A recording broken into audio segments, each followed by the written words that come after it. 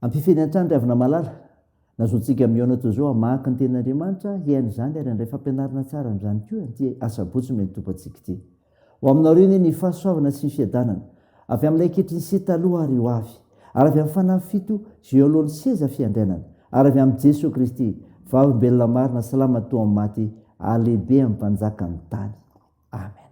Sabotsy 9 Aogositra 2020 ivanjinantsika lo hevitra hoe mahatoky amin'ny asany ny mpino andeha ry havana hidera sy ankalazan'Andriamanitra isika.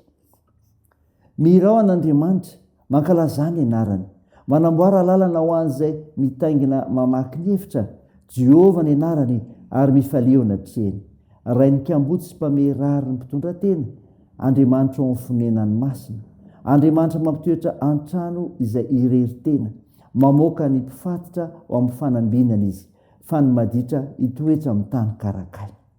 Amen.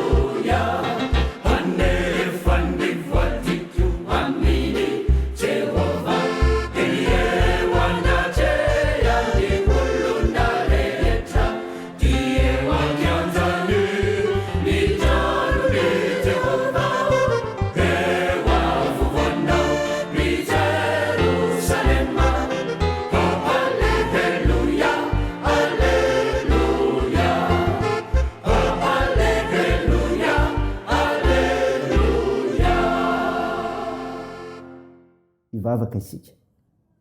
Ry Jesosy Kristy tomponay io, misaotranao zay fa miany fiainanay ianao, fa velona trapa-mijeny zay, mena tombonandro pahasoavana azony miaino ny teninao. Mankalaza sy mideranao ary ray tompo eny mame voninahitra anao masina, fa mendrika ho anao zany noho ny fitiavanao anay.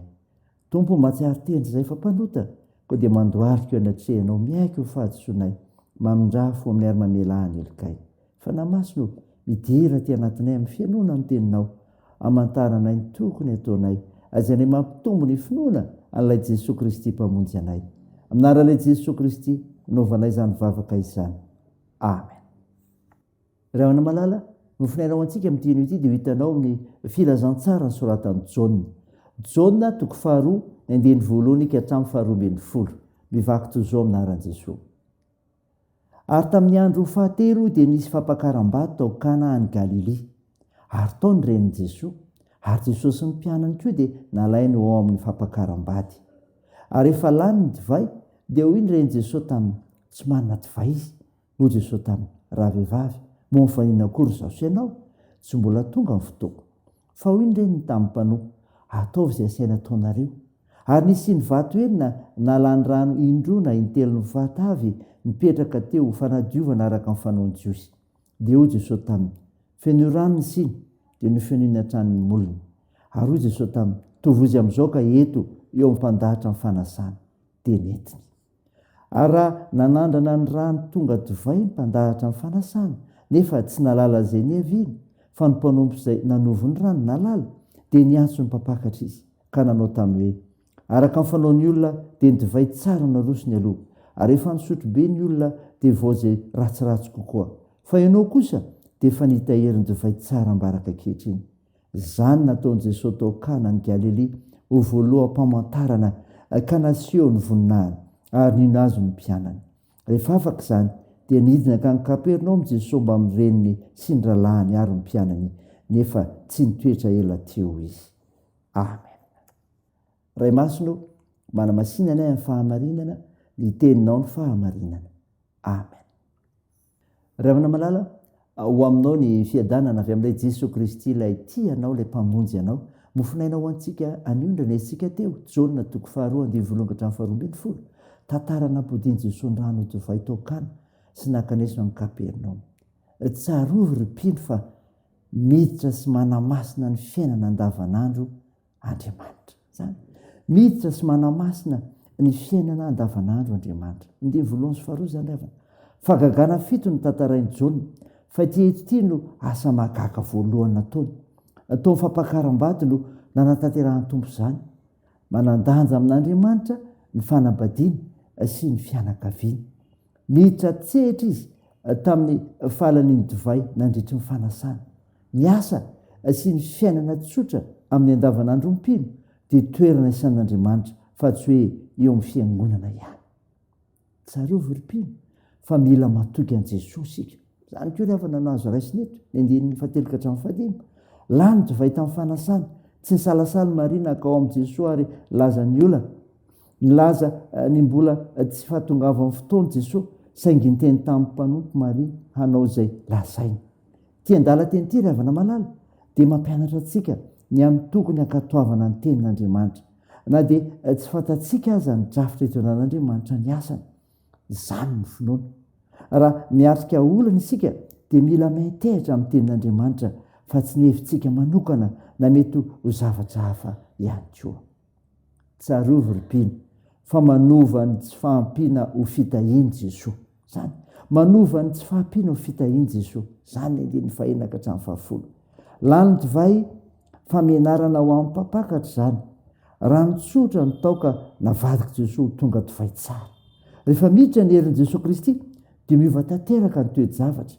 Ny fahoriana mody fifaliana, ny fahalemena lasa hery ary ny tsy fahampiana tonga fitahiana. Ny olombelona dia toy ny rano tsotra, malemy sady voafetra. Fa rehefa miasa ny tenin'i Jesosy Kristy dia miova zavatra rehetra tonga mahery sy tsara. Raha izany rehefa dia n'Andriamanitra hery ny voninahitra. Amen. Hivavaka isika. Tompo, misaotra mofinaina nomenao izay mampahatsiahy fa miditra sy manamasina ny fiainana andavanandro Andriamanitra ka mila matoky an' Jesosy ny mpino ary manova ny tsy fahampiana ho fitahiana izy ka tokony ho raisina amin'ny finoana izany. Tahi Tompo ny fahalohany tenanay ho anao ny fiainana amin'ny famonjena dia ny finoanan'i Jesosy Kristy sy ny teninao Andriamanitra manoloana izany zava-nisy izany. Mivavaka izay ho an'ny tompony anjara rehetra sy ny vahoakanao Andriamanitra hiatrika fampiavahana rahampitso. Piaraka mpiala-tananao ny fiomanana amin'izany. Tompo, mbao ireo manana andraikitra amin'ny fitsaboana ka hositranonao ireo marary. Ampirezo ireo manamanjo, toandro ireo soikola ary vonjeo ireo manitra sy sahirana. Atao io ny asa sy ny fiazakazahanay amin'ity an'io indray, eo mba ny fitahianao, ny fiomananay, eo mba ny fitantananao. Tompo, vangio ny firenenay. Mivavakay dia atao amin'ny anaran'i Jesosy Kristy ilay mpanavitra, ilay fantsangana tamaty ary velona mandrakizay. Sady efa nampianatra anay ny vavaka manao hoe rainay eo izay ny an-danitra, ao masinina ane ny anaranao, ho tonga ane ny fanjakanao, atao ane ny sitraponao ety an-tany ho tahaky ny an-danitra. Meo ny an'io izay anona sahaza ao anay, ary mamelaha ny elikay tahaky ny namelanay izay meloka taminay, ary aza mitonanay amin'ny fakapanahy fa manafanay amin'ny ratsy fanao ny fanjakana sy ny hery ary ny voninahitra mandrakizay. Amen. Raha sy finoana ry avina malala ny zodrana tolotra anao aminaran'i Jesosy Kristy. Iny anie Jesosy Kristy tompontsika sy ilay Andriamanitra raintsika izay efa tiantsika ka nomentsika fampirona mandrakizay fanantenana tsara ny lalana fahasoavany ampionany fonareo ary ampaherinareo anao izay tsara rehetra amin'ny asa sy amin'ny teny hatramin'izao ndraika ho mandrakizay. Amen. Teo an'Andriamanitra hery ny voninahitra amin'ny anaran'ny Ray sy ny Zanaka ary fanahy masina. Amen.